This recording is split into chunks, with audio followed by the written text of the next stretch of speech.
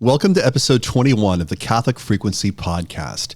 In this podcast, my friend Jan and I co-host a conversation with two permanent deacons, Deacon Richard from the Archdiocese of Toronto and Deacon Jim from the Diocese of Allentown in Pennsylvania. I started this conversation off by asking Deacon Richard a very simple question: what is the Permanent Diaconate? Well, the short answer is through Vatican II, the diaconate was sort of renewed and brought forward as it's a sacrament of holy orders, and we are heralds of the gospel, and we are also given sacramental orders authority to perform the sacrament of baptism, weddings, as well as funerals. But primarily, we are heralds of the gospel, liturgy of the world, deacon of the word, or deacon of the altar, assisting the priest or the bishop. So you've been a deacon, what, 3 or 4 years, something like that? Coming up on 3 years, yeah. Tell us about the moment you first got this idea. Like, what inspired you to pursue this? You know, I would, looking back is always 2020, but I credit my grandmother as a young boy. I was a very naughty boy, let's just put it that way. I always got myself into mischief as a young boy. But my grandmother would always make me pray the rosary with her. And sometimes she would pray 3 or 4 rosaries a day. And she had this beautiful devotion to the Sacred Heart of Jesus. And I remember walking through snowstorms with her, probably the equivalent of maybe 2.5 miles to go to First Friday Mass. So I never missed a First Friday Mass with my grandmother. So looking back, I think my grandmother played a huge influence. But where it became, I guess, more, I think the seed started is my aunt on my wife's side. She's a Carmelite, and she introduced me to Pray, Hope, and Don't Worry by Padre Pio, and it was the first book I ever read on a saint. And from there, something changed. I was just thirsting for more, and I found myself attending Mass beyond Sundays. I was going to Mass 3-4 times a week. And then I think it was, I would say, in 2014, I attended a Life in the Spirit during Lent at my parish. I had been asked to attend it many, many times, but I declined. And from there, I walked out of the Life in the Spirit a different man, thirsting, and that's when it started. I'll pause there because I could probably go on for another half an hour on that. So how do you become a deacon? Is there like a deacon school at the diocese? Like, what's involved in this whole process? Once you have this magic, this inspiration, this epiphany that it's something a man wants to do, how do you do it?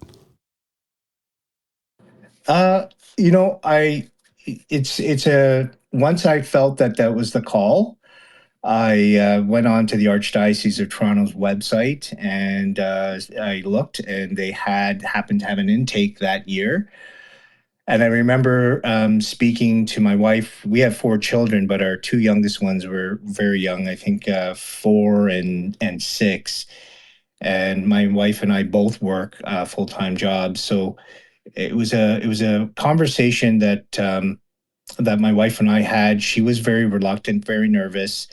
We prayed about it. We went to church. We prayed a novena to our Blessed Mother, and we came out of that with, okay, let's apply. And if it is the Lord's will, then He'll open the door. If it's not, He'll close the door.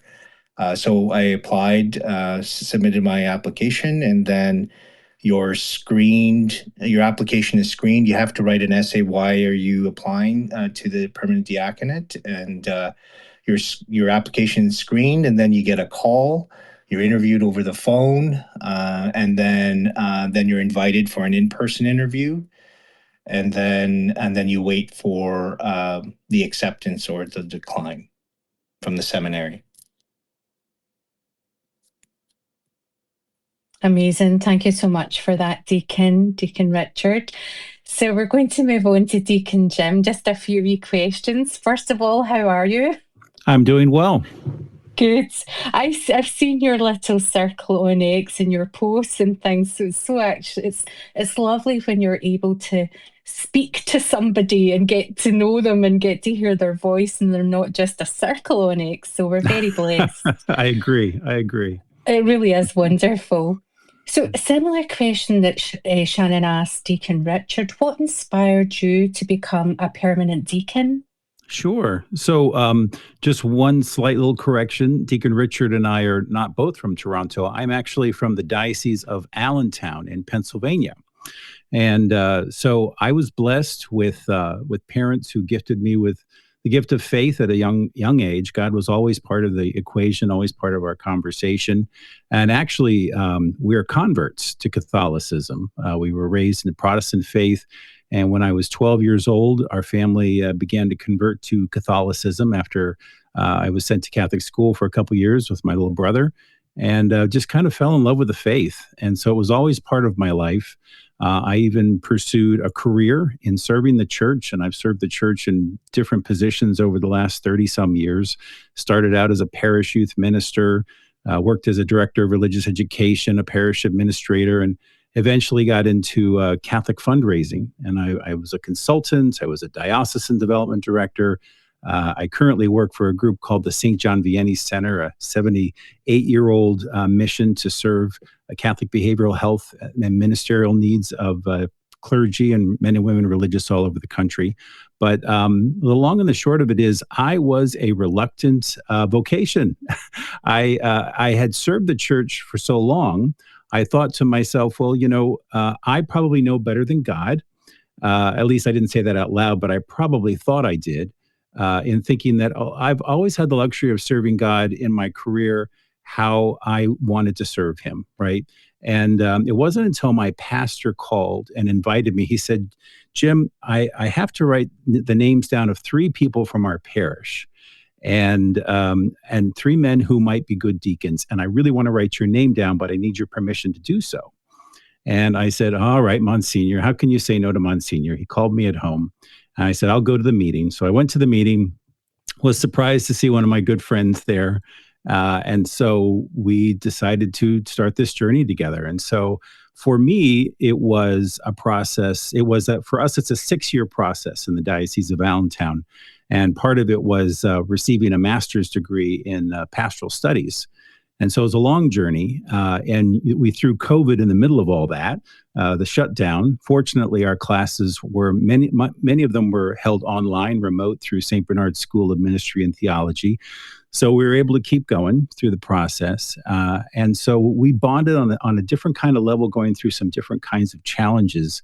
But I would say for me, it was a journey of prayer.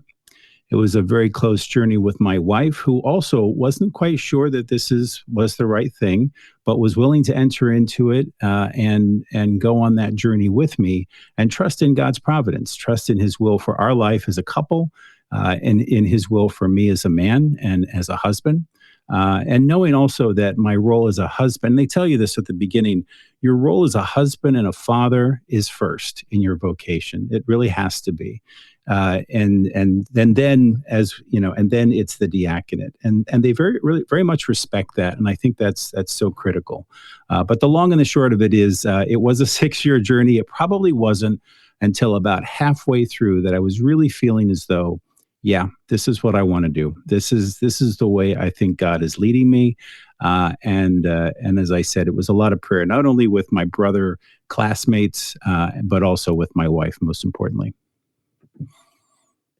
Thank you. That's amazing. And you were a convert as well at age 12, and then you've had that calling, and you've spent 6 years studying as well.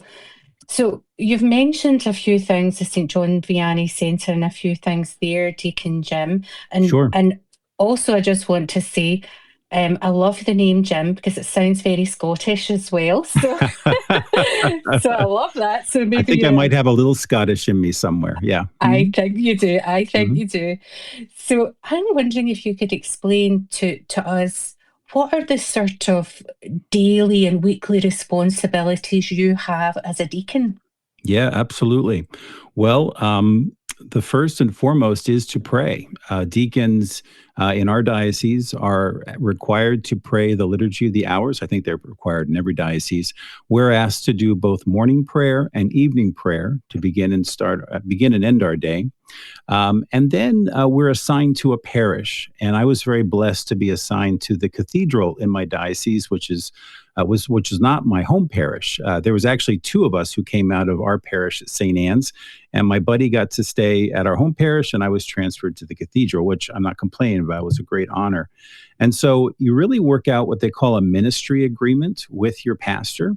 And so it can range from a variety of things. I'll tell you, my responsibilities are I was asked to be in charge of the baptism program. So I educate parents and receiving their children into the church. I get to baptize little babies. And oh, by the way, I probably should have mentioned this at the beginning. I've only been a deacon for all of 4 months, right? So you're not getting a lot, years and years of experience here, but this is all very, very new to me in many ways.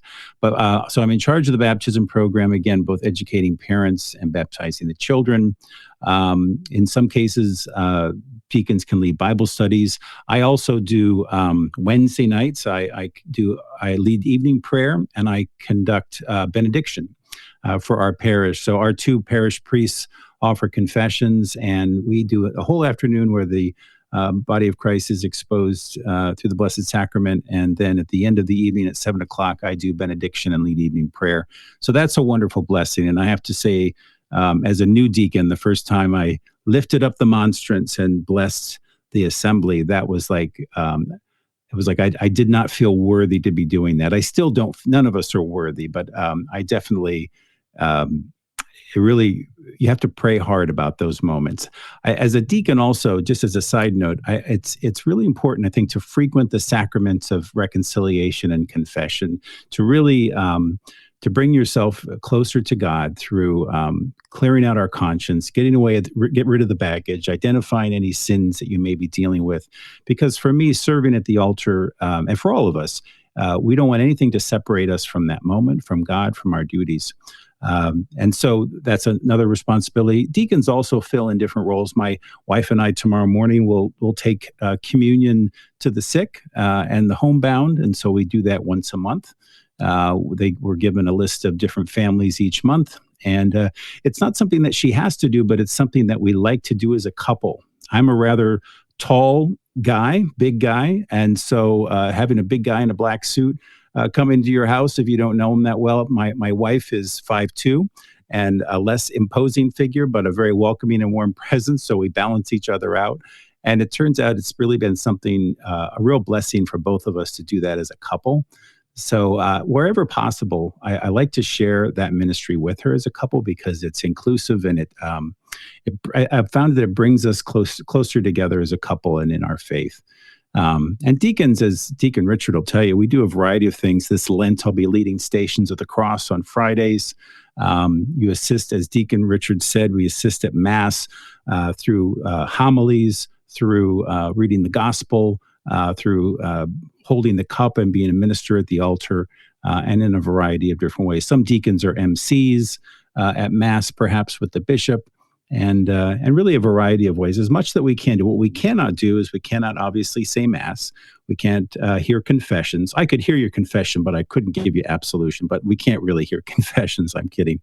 And that's it. And we can't do the last rites ministry of this. We can do ministry of the sick, but we can't do last rites because at that moment it's important that the person receiving last rites and viaticum is able to also have their confession heard. So that's why a priest is really important at that moment. So we, I think it's when I met with one of my buddies who was a deacon when I first went in.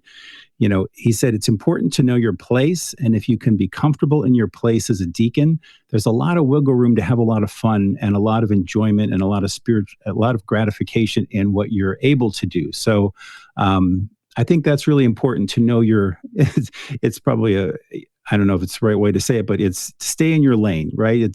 We're not priests, we're deacons, but there's so much that we're called to do because this ministry is about service. And if you bring to it a heart of service, you're going to bring the best part of yourself and the best part of your faith. Thank you so much for explaining that, Deacon. And it was lovely what a couple of things that you mentioned that you were able to do, like baptizing little babies and the educational process. That must be so lovely to be able to do that.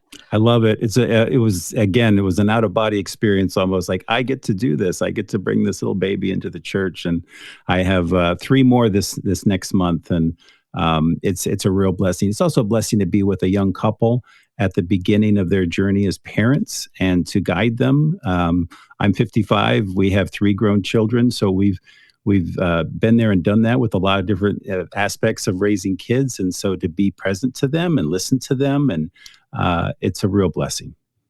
It really is. And I actually love watching baptisms at church because I'm always like, oh, I wonder if the wee one's going to cry or are they not going to cry, It's always lovely. And I love crying babies in the church. But something that you mentioned, there was a couple of things that you mentioned that we were able to do something as a couple with your wife, which is great, take Holy Communion to the sick, but also you mentioned that being a husband and a father comes first, which is super important. So how do you most deacons work in the secular world and employed by the church. So how do you manage to balance your duties as a deacon with family life? Yep.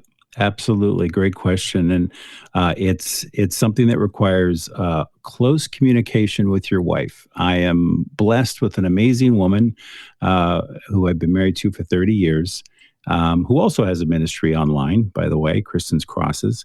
But Kristen and I have, we've been in ministry together from the beginning. So maybe we are unique in that way, because way back when, at the beginning of our relationship, even when we were dating, I was a parish youth minister. So she got a sense of what it might be like if I did choose the diaconate, and I worked in parish life for full time for about 10 years. So she had a little taste of what this might be like. And that was, I think, part of it, because she is also sacrificing our time together, because believe it or not, we actually like hanging out together, and she likes hanging out she likes me, which is a really good thing, especially after 30 years. And so she has to be okay with that. And we both recognize that as holidays come up, whether it be Easter or Christmas, I'm going to have to slip away for a little while sometimes to do masses and assist the priest. But I'm so proud of her and so in awe of her at the same time, by the way that she has accepted this and supported me. She never ceases to amaze me. But I guess if I were to offer one advice to anyone who's thinking about the diaconate, that close communication with your wife and praying with your wife is so critical to having a solid foundation on which she can feel comfortable with what you're doing and know that she's always number one, no matter what. And that what you're doing in service to God. And really the two are one, right? We're doing it together in many ways. Even when she's not present with me on the altar, she's present there in my heart. Deacon Jim, I wanted to ask you, when you go to apply to become a deacon, isn't it required by the diocese? Like, your wife has to grant consent for this if you're a married man. Every step of the way. You got it. Every step of the way. In fact, there's different stages of the deacon's journey where he becomes a candidate and then a lector, and he becomes an acolyte, and all of these pieces. And on each step of the way, she has to write a letter to the bishop, as I do, asking for the next step, and that she's in full agreement. So I think we both wrote a total of about 5 letters to the bishop, giving our consent, and they're very carefully worded letters because they have to fall into certain canonical wording. But yes, so she has to give her consent. Absolutely. So a wife could literally 1 week before your diaconate ordination call the bishop and say, I changed my mind. That's right. That's why close communication is very important. Absolutely. Well, Deacon Jim, I apologize for putting you in the wrong diocese. That's interesting. Oh, no worries, not at all. It's not as cold in Allentown, probably. It's interesting because I was at your cathedral in June. I actually interviewed Bishop Schlert, sat in the main aisle there at is it the Cathedral of St. Catherine of Siena? Is that right? That's right. He's such a nice guy, and he's wonderful. Yeah, we're wonderful bishop. Yeah, that's great. You're right there. I took some pictures, so I'll post some pictures of that cathedral a little bit later on. I want to go over to Deacon Richard. We've heard about the deacon as being the minister of the cup. What does that mean exactly? Well, when we're at the altar, if you're a deacon of the altar, we have the privilege to be able to elevate the cup, which is the precious blood of Jesus, along with the priest, and it shows that unification and the importance of being the deacon of the altar, to be able to. It's not. You're not concelebrating, but you are showing your office and the importance of the when the chalice is raised and the body and blood of Jesus is raised in Thanksgiving. The deacon also does what they call the preparation of the table, right? Like when somebody first goes over and starts setting up for Mass, the deacon usually does that, right? Where the priest stays in their presider's chair. Yeah, and so when you're deacon of the Mass or deacon of the altar, the chalice, the cruets will be, and if there's any unconsecrated hosts in the ciborium, you'll bring that to the altar. So you prepare the altar. You'll lay down the corporal, which is usually it's a rectangle or square cloth, and then the chalice and the paten, which is usually it's the big host that the priest will elevate.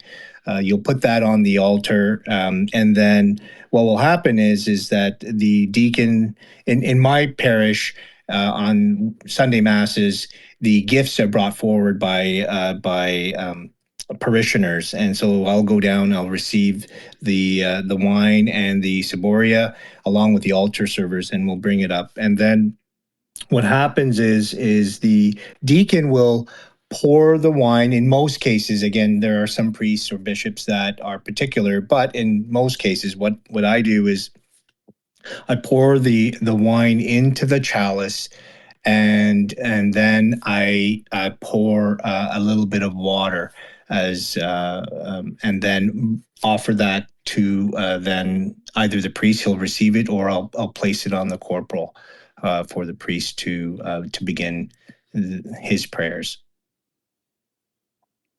One of the things I found very, very interesting is, of course, the deacon reads the gospel, right? And you're kind of the first one to do it, like the priest doesn't do it. But even if the Pope was at the Mass, it would be a deacon who read the gospel. Is that right? Yeah. So when we are heralds of the gospel, that is, I would say that is the primary role of the deacon. And I'll give you an example. My wife and I celebrated 25 years of marriage, and for the first time, we went away for our anniversary. We went to Portugal without the children, but thank goodness for Ring cameras. And I was able, when we went to Fatima, I had shown my credentials to the sacristan, and I was able to, I didn't know who was celebrating Mass that day, the outdoor Mass. And the MC came over to me and he said, okay, you will proclaim the gospel. You will carry out the book of the Gospels, and you will assist the cardinal. So it was the cardinal that was celebrating Mass. And so I carried the book of Gospels. And for those who have been to Fatima, you'll appreciate this.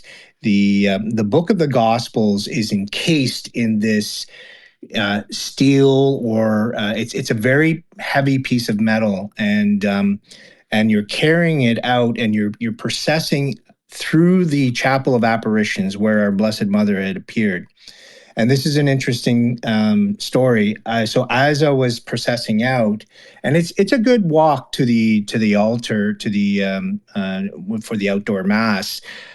As I was coming out, and the altar servers were way ahead of me, I heard this sort of, I could hear the people there. They were talking like, oh, and you could hear sort of cameras going off, and I didn't want to turn around and stop and look like what was going on.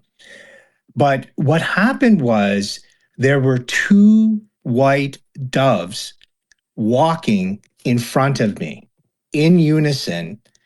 And that's what I looked down, and I didn't want to drop the book of the Gospels. And these two white doves were walking in sync towards the sanctuary. And it was just an incredible thing. And the hairs on my arms are still standing, just talking about it. And I just looked down, and when the altar servers got to the foot of the sanctuary, they had stopped. The MC had also asked everyone else to stop in the procession, and I stopped, and so did these two white doves. It was just an incredible thing. So I was able to proclaim the gospel in Fatima, Portugal. It was incredible to proclaim it in English. There were others who proclaimed it in different languages, to assist the cardinal and to look out into the area and just see the thousands of people who were there to worship. It was an incredible thing to be able to do. So that's sort of the highlight. And you just to Deacon Jim's earlier comment, you really feel a sense of unworthiness. And I was the only deacon there. There must have been like 50 priests there celebrating with the cardinal.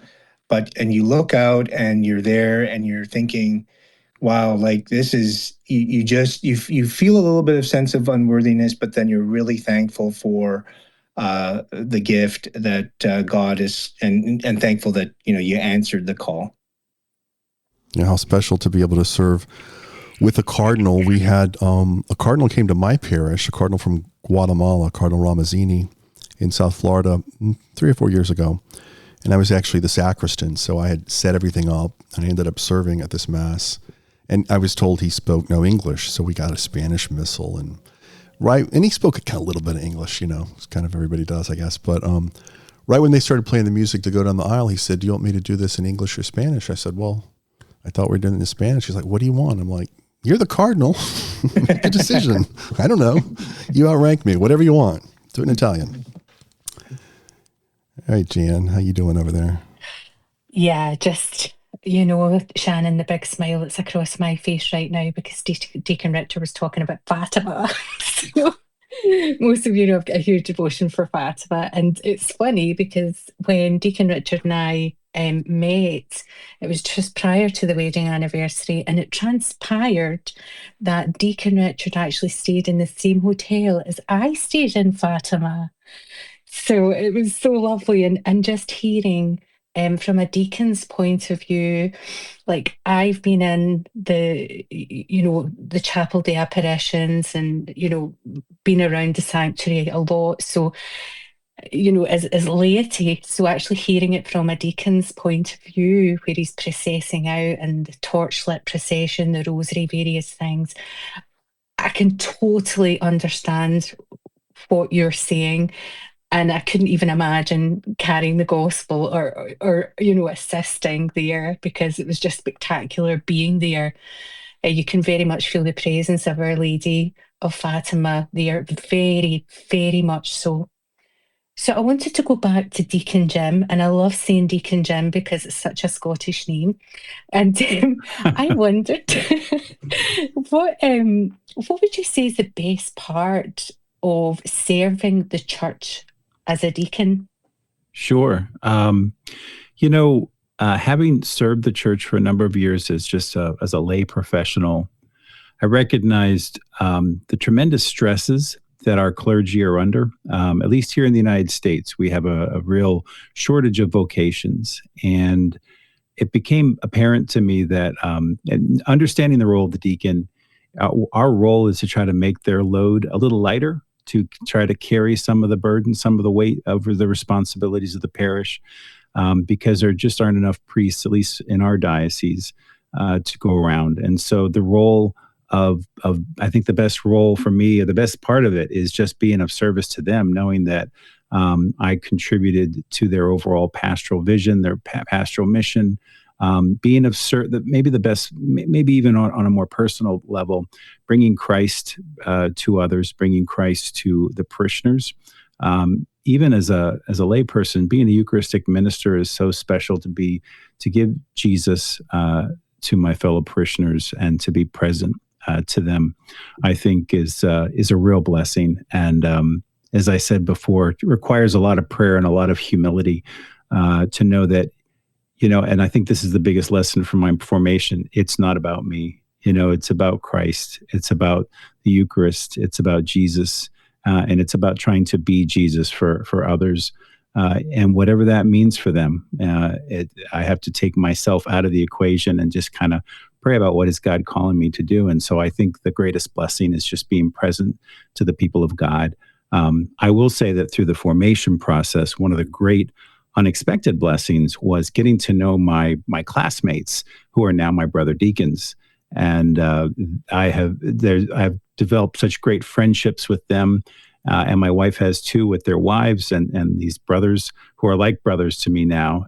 When we're together, it's kind of like being with family after 6 years, having gone through this journey together. And so kind of that joy of fraternal brotherhood. And, even Deacon Richard and I just kind of met face to face this week for the first time, but you automatically kind of have that immediate connection with a fellow deacon who's in that same ministry, even if you don't know them, knowing that we're both here for service. And to meet other brothers who have dedicated their lives to this is a real blessing as well, and being part of that universal church.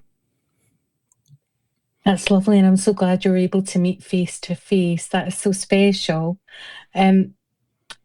I also wanted to ask about deacons. Do they typically stay in a parish? Because we know that priests, can be assigned to different parishes maybe every few years or so.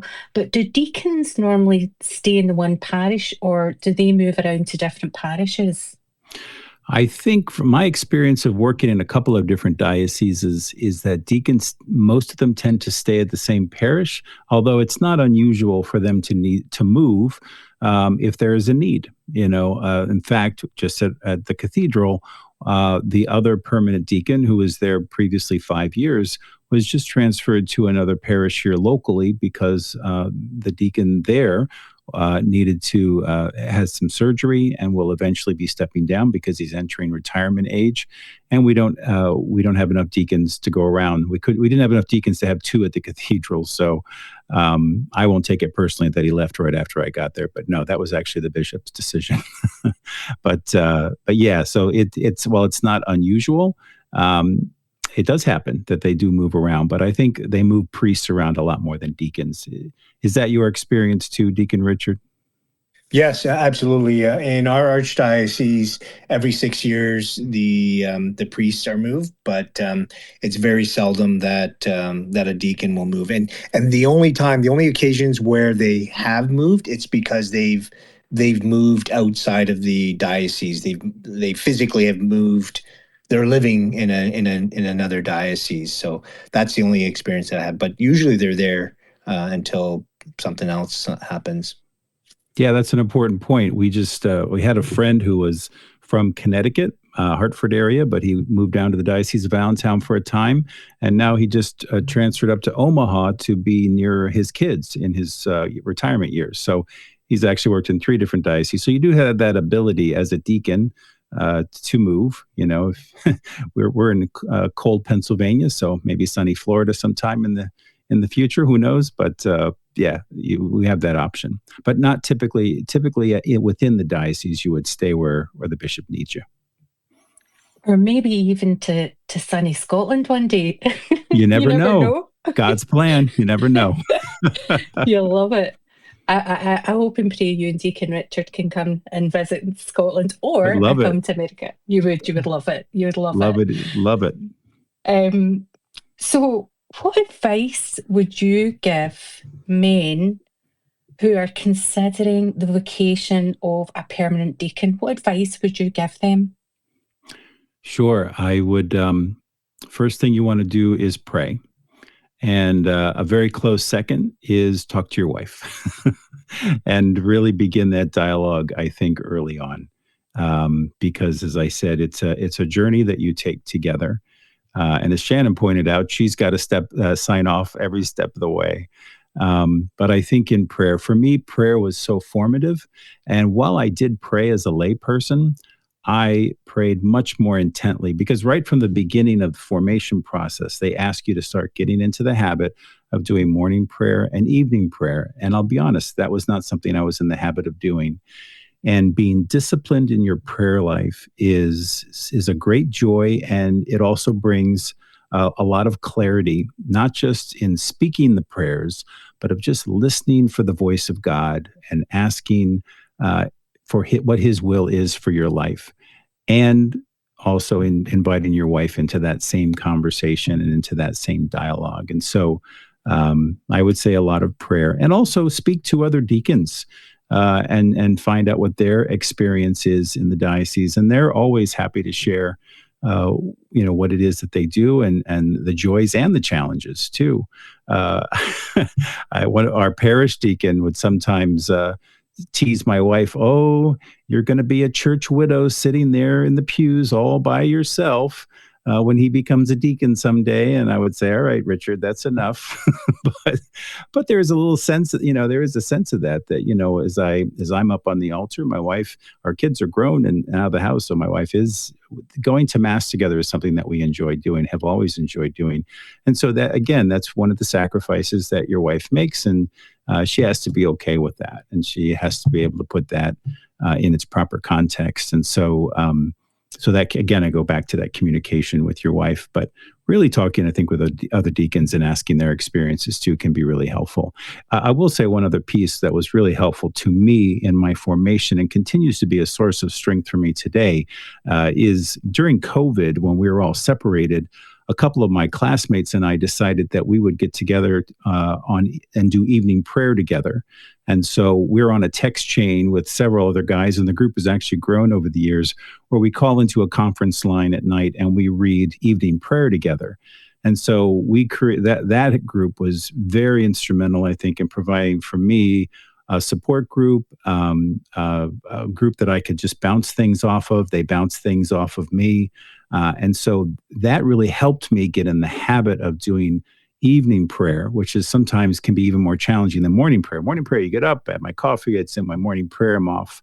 But sometimes evening prayer, life gets crazy at night. You're doing different things. Things can get out of whack, and suddenly it's 10:30 at night. But having a group of guys where every night around 8 o'clock, we're shooting out a text to the group, "Hey, is anybody available to pray for evening prayer?" And while we can't do it every night, we do almost every night, somebody's getting together to do evening prayer.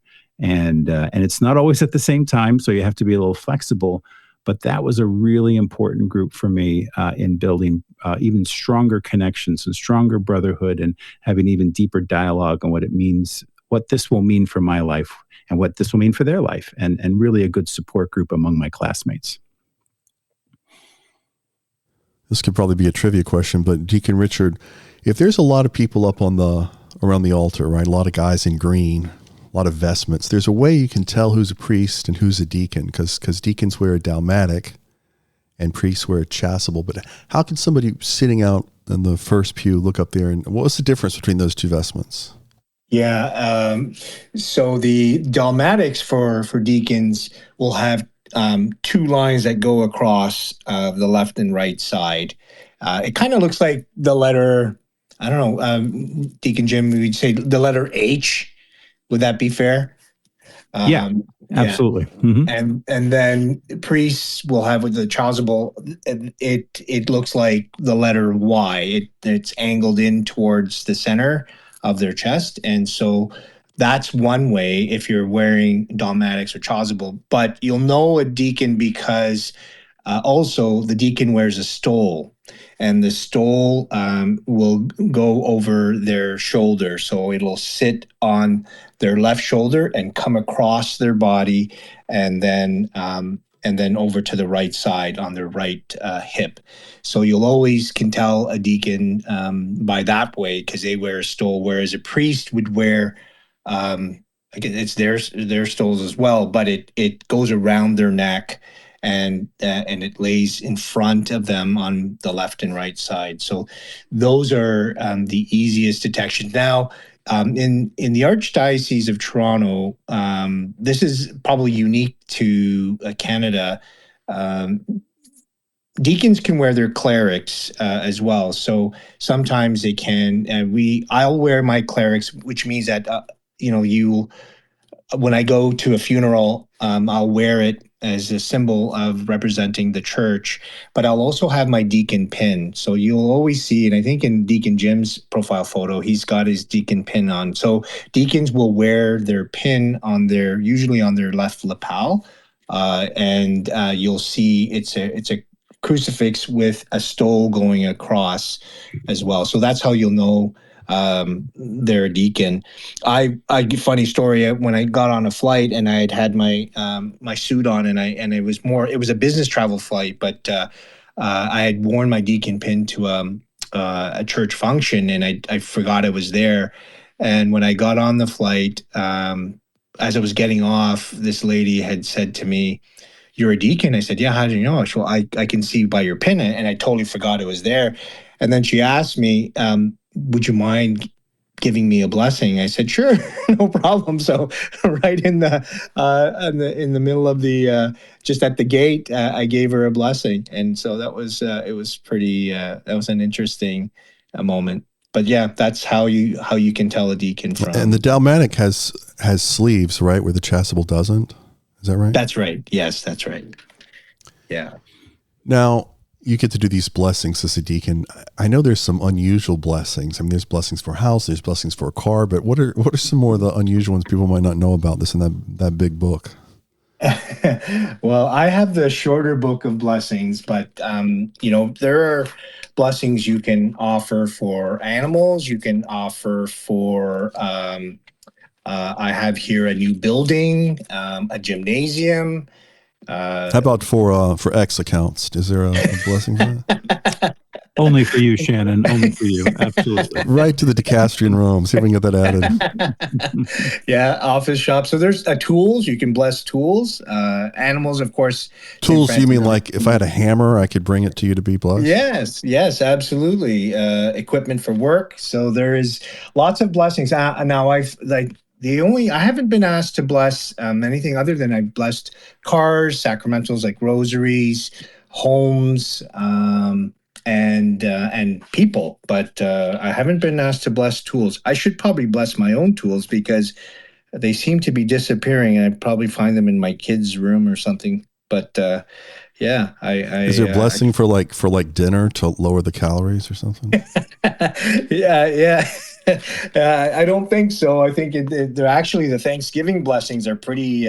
It's like there's the first meal, the second meal, and it goes all the way. There's a few blessings. It's almost like you're having a 7-course meal, and there's a blessing for each one, a different one. So yeah. I think the next question he's going to ask you, Deacon Richard, is would you bless his fruitcake? That's an anathema, I think.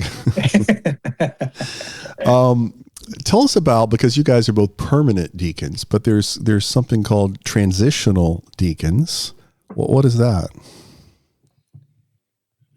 Well, yeah. So transitional. Every priest, a Catholic priest, becomes a deacon first before they are ordained priest. So they're ordained as a transitional a deacon, and that is essentially they're on the path towards becoming priests. And it's not, it's the permanent diaconate is when you're a permanent deacon, it's not, we're not on the way to priesthood. We are permanent deacons, whereas transitional deacons are on the way to priesthood. So, and there's no difference in the duties, though. I mean, both. No. Yes, exactly the same. Exactly the same. And so sometimes, it's priests forget that they are deacons. I mean, just because you become a priest, you stop becoming a deacon, right? So when you're ordained as a deacon, that's an indelible mark. So they are deacons and they are priests as well. And so sometimes that's like the fullness of the orders, right? Like a bishop would still be a priest as well as a deacon, right? Absolutely. So yeah, Jim, I don't know. Do you have anything to add there on that? No, I think you hit it all perfectly. Yeah, I think they tell you that too. Our bishop reminded us all that yes, he is also a deacon, and that's part of the ministry. It's interesting at the cathedral we usually have a transitional deacon. Just seems to be where they assign them, and so I've been blessed to get to know our transitional deacon a little bit this year. And while and what's fun is that I'm a first year deacon and he's in his one and only year as a deacon. But sometimes we will split up the weekend. I'll do homilies for a couple of the masses. He'll do homilies for a couple of the masses. But he's also got another level. He's getting ready to take the next step, and so he's being mentored not only by his pastor and his brother priest, but also by the bishop to ascend to that higher role of being a priest. So it's beautiful to watch. It's beautiful to be a part of that. If anybody wants to ask a question, feel free to request the microphone. Let me just ask both of you, and we'll start with Deacon Richard first. Has there been any moment that stands out since you were ordained to the diaconate that where you realized you really made a difference in somebody's life? Was there like your fondest memory since you became a deacon? I think speaking to seminarians who are in either on the way for priesthood, so they're journeying towards priesthood, and then other deacons or I guess candidates. I would say the one moment I think there was one of our brother deacons. I was already ordained, but he was in second year because there's always a 2-year gap between the intakes. So I was in my first year. He was in his second year as a deacon. I was already ordained, but he was in seminary. And I remember him really thinking about giving up because, you're turning in papers that need to be graded. We were affiliated with the University of Toronto. And he's working full time raising kids, and he was just really feeling like, okay, I can't do it. And he just happened to reach out to me and ask me, what was it like? And I told him that I had those moments many times, and I'm sure Deacon Jim probably as well, where you just feel like you're walking through quicksand and you just can't get to the other end. But you persevere in prayer and so the advice I gave to him was, how often are you going to adoration besides when you're at the seminary? And his answer was, that's the only time. And I said, spend more time in Eucharistic adoration if you can. Add another hour or two during your week. And now he's on his way. He was ordained, and I remember him saying to me, that was the best advice that I could get, because my wife and I were ready to send the letter in saying that we weren't going to go forward.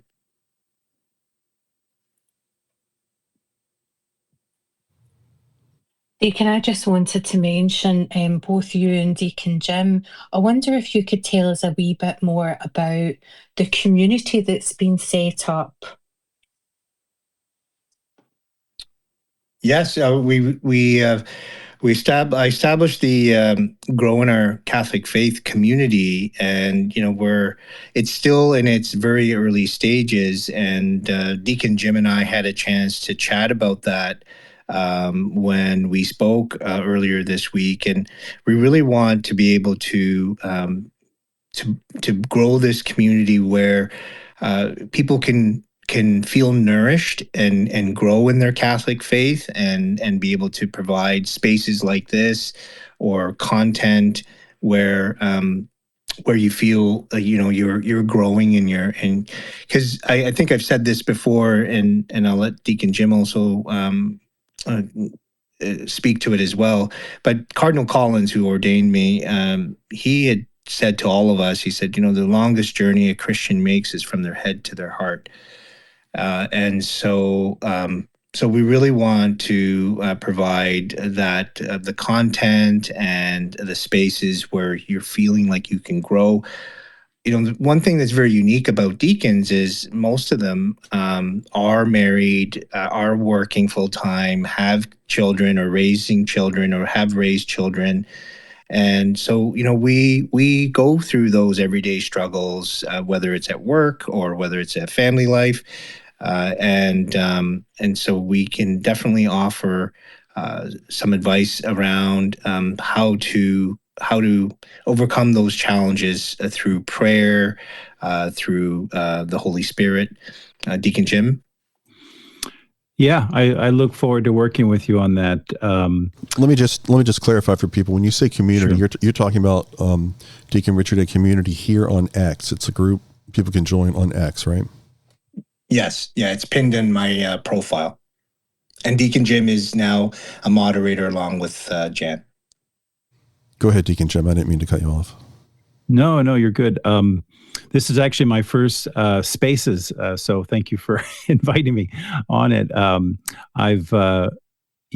still learning a little bit about how the community works, but my wife and I have had an online ministry for a few years now, and the reach of the community is tremendous, and I think X is a great forum for that. And I mentioned to Deacon Richard, there are other deacons too that once in a while we might invite on to tell their story and share their wisdom as well. And I'm sure there are others that we will in these spaces. So I look forward to learning and growing with everybody through it.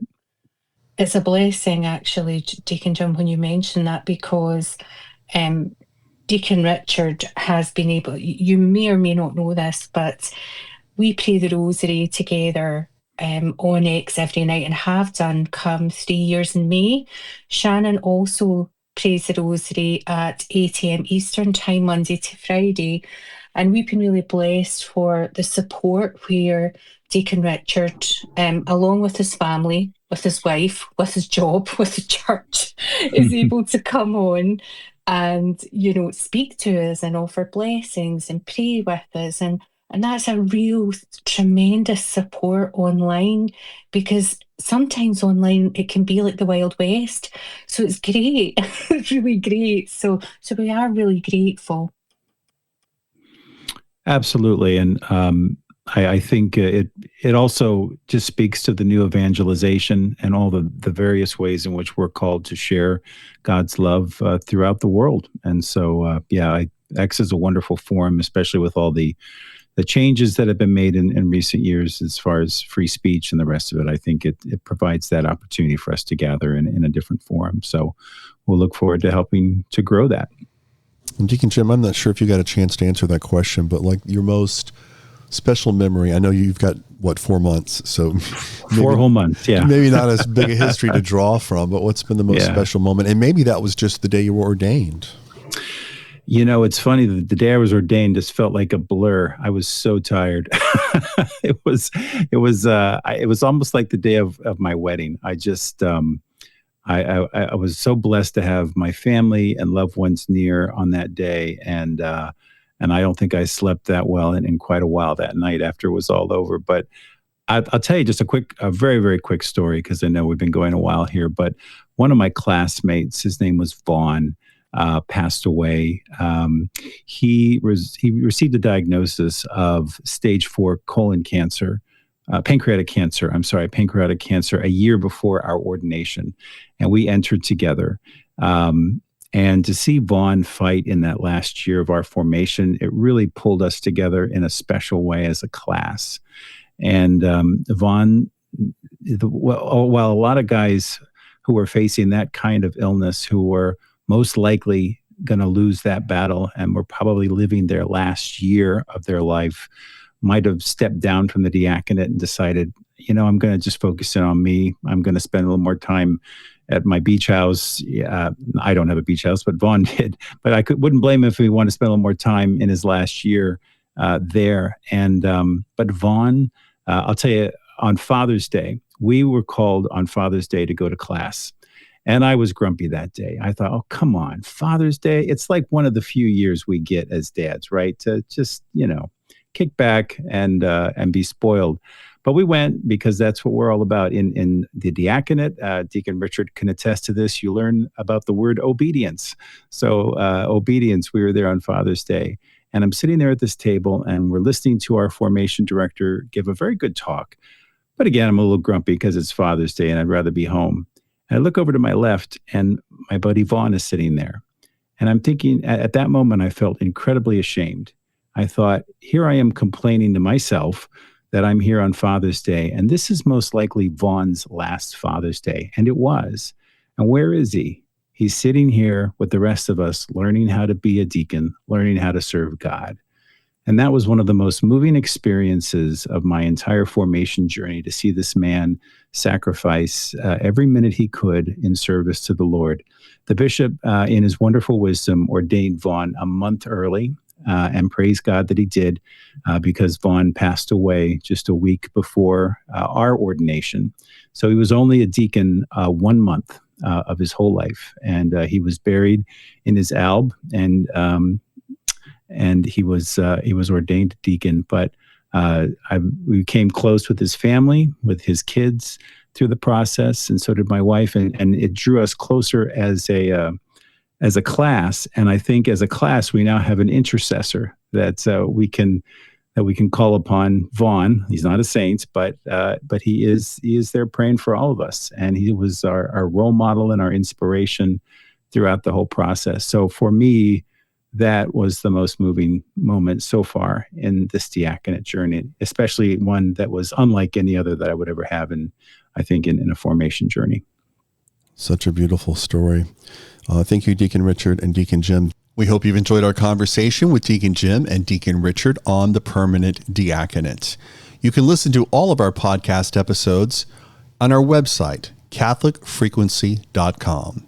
You can also sign up for our free newsletter, and once a week, we'll send you an email that tells you about upcoming spaces on the social media platform X and about upcoming episodes.